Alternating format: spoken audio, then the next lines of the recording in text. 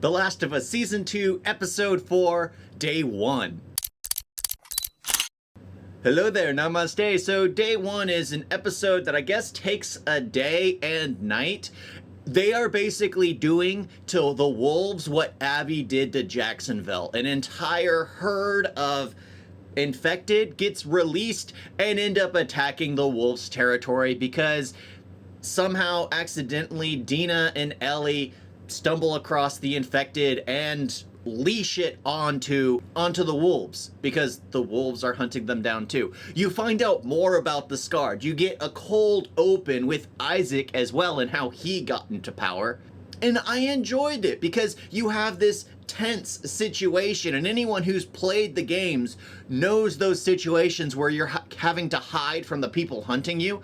Most of us who played the games, though, we would kill everyone in the room before moving on, because then more people would show up, more people would show up, more people would show up. But it's tense because they're just trying to escape. It's more realistic because it's, well, live action. It feels more realistic. And I gotta say, I think we're following Dina through this story because she's like the character that doesn't know everything, and we're following her throughout because she's the one that I feel is most relatable. There are situations where Ellie could have done one thing or another that would make me like her a bit more, but it's Dina that really holds it all. When Ellie's attacked, when like everything that goes on, the comments she has are more like realistic. When she's throwing up consistently every time she sees a dead body. There is that tense situation where Dina finds out that Ellie's immune, and the whole way about it just feels so natural. Yes, I do feel like they held on a little too much on the relationship kissing scene, but then again, you get those in like Game of Thrones and Spartacus and all those types of series, so I guess it's like, okay, at least they're not taking off their shirts, they're just showing the actions. I don't know. I'm, for one, have never felt that stuff belongs. I still feel like the old fashion films where the husband and wife would go into a room and they would have two separate beds is where it belongs in cinema still. Call me old-fashioned.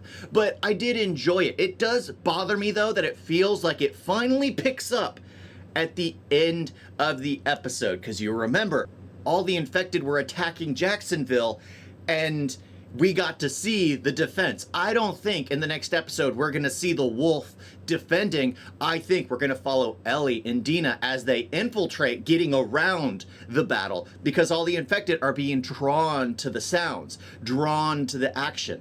But yeah, Joel's out the picture. I had issues with the third episode because it was like, what's the point? It's just a lot of nothing going to there. But it seems like now that they've gotten to Seattle, now that the tension's building because they're trying to get the wolves, now we're finding out more about the Scarred and how scary they are. I really liked it when Isaac is interviewing a Scarred, and Isaac is basically saying, we have automatic weapons, we have armor, we have technology. And the Scarred is basically, we have faith. Yes, a cult is always far scarier than someone who's gonna panic.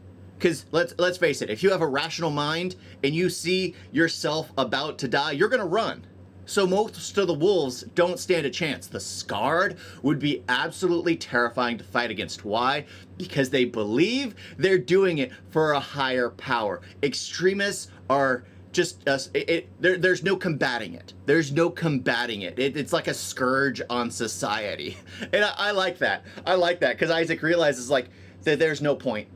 There's no point. We're getting nothing from these people. And then you find out what those Scarred are willing to do.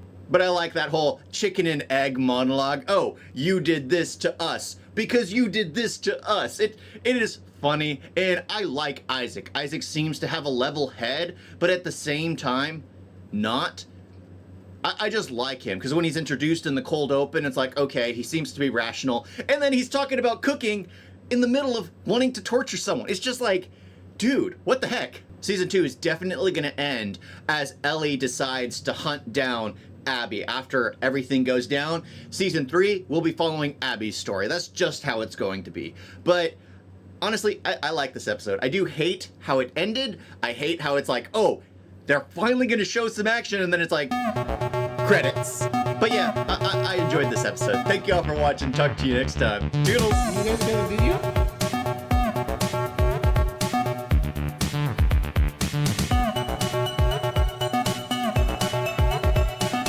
It's so bad. And don't forget to like and subscribe. Wait, wait like that.